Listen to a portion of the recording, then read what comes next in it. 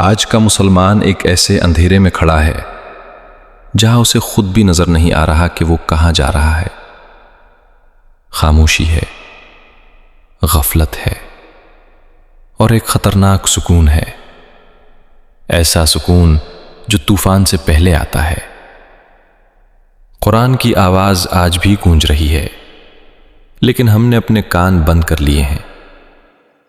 اللہ تعالیٰ فرماتے ہیں، یہود و نصارہ تم سے ہرگز راضی نہیں ہوں گے جب تک تم ان کے طریقے کی پیروی نہ کرو۔ یہ صرف ایک آیت نہیں، یہ ایک وارننگ ہے، ایک اعلان ہے، ایک حقیقت ہے۔ لیکن آج ہم ان کو خوش کرنے میں لگے ہوئے ہیں، ہم ان کے نظام کو اپنانے میں لگے ہوئے ہیں، ہم اپنی پہچان کھو رہے ہیں۔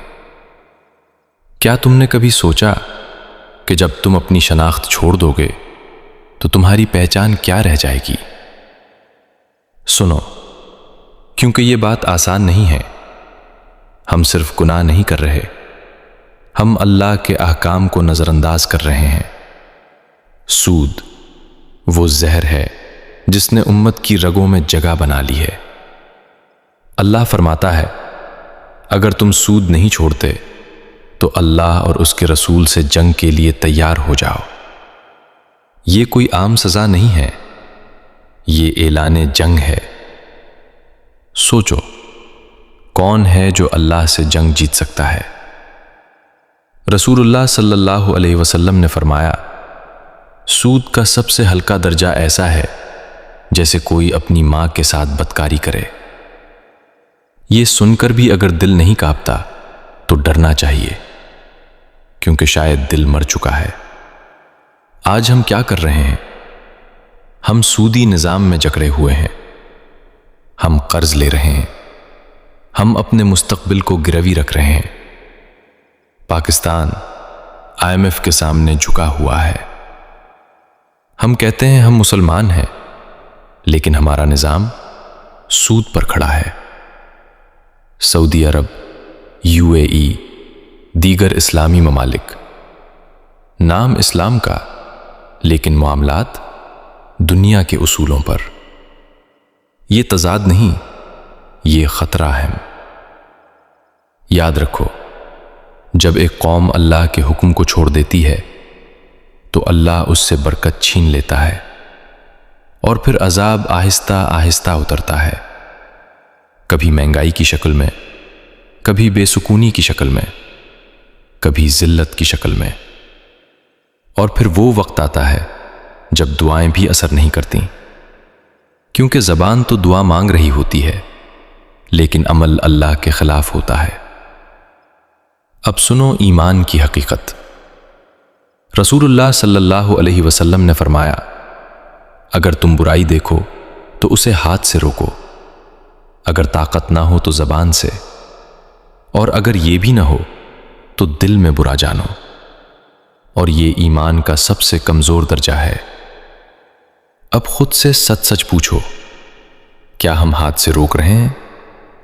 نہیں۔ کیا ہم زبان سے سچ بول رہے ہیں؟ کم۔ یا ہم صرف دل میں برا جان کر خود کو تسلی دے رہے ہیں؟